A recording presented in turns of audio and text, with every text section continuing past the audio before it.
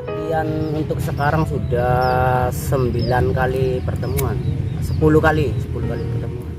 Pesertanya bisa tahu itu dari pertama memanfaatkan media, kayak Pak Johar kan memanfaatkan media Facebook untuk mengajak, khususnya di desa Cengkok sih.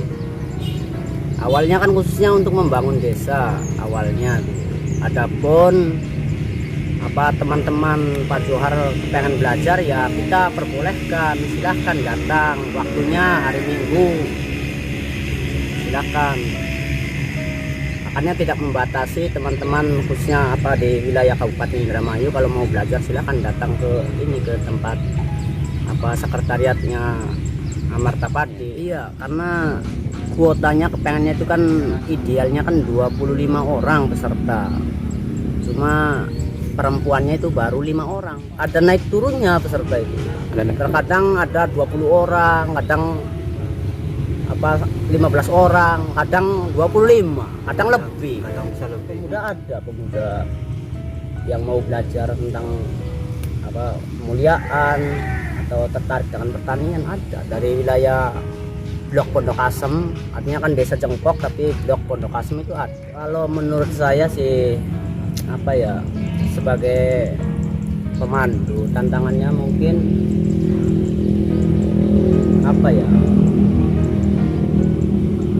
mungkin masih perlu dikembangkan lagi. Artinya kan penyampaian informasi itu perlu dikembangkan waktu ya, dan waktunya mungkin untuk peserta pertama kan mendapat tempat untuk belajar, mendapatkan alat tulis, mendapatkan konsumsi makan, snack, terus dapat uang transport. Kasihan kan dari jauh, dari Blok Pondok Asem, dari wilayah Cengkok Barat datang, itu diganti transportnya, dikasih 25.000. Ya sementara ini masih Amarta Padi yang memfasilitasi kegiatan ini. Contohnya varietas mungkin varietas Gading Putih itu milik saya, itu karyanya saya. Artinya saya tahu tahu kekurangannya. Kalau untuk Gading Putih, kekurangannya itu ketika keluar malai mekar itu untuk panennya itu agak lama umurnya. Kalau keluar sih umum lah, cepat mancingnya, genja umurnya. Cuma untuk ke panennya itu lama. Kalau anakan sedang lah, anakan sih ya umum dengan varietas Serang sama anakan. Iya, kalau Gading Putih kan sudah ditanam di luar Indramayu dan hasilnya katanya cocok. Contohnya di daerah Ngawi, Jawa Timur, itu nandur varietas Gading Putih tahun 2005 kalau saya itu.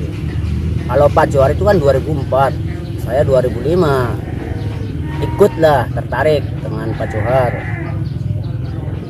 mulai menyilangkan itu tahun 2005. Cuma ya pengalaman terkadang ya mengalami kegagalan dulu tuh hilangkan, terus coba lagi nyilangkan, akhirnya dapat hasil. Dulu awalnya namanya gading aja, pengennya sih Gading Surya, pengennya tuh sesuai dengan nama Suryaman pengennya. Cuma beberapa tahun ke depan itu kan pecah, akhirnya nemu Gading Putih karena ciri khas ketika megar itu warnanya putih.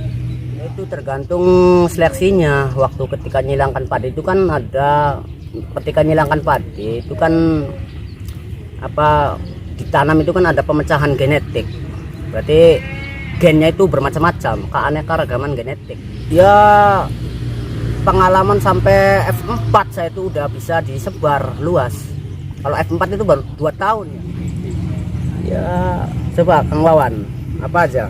ada padi bongong, padi Gading Putih, Ambarawa, ya banyak lain juga, Majapahit.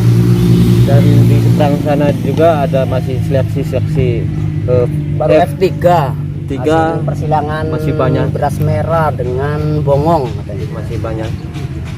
Ini kan masih untuk kebutuhan benih sendiri sih awalnya tuh. Waktu F4 itu kan waktu seleksi dengan cara metode yang sederhana.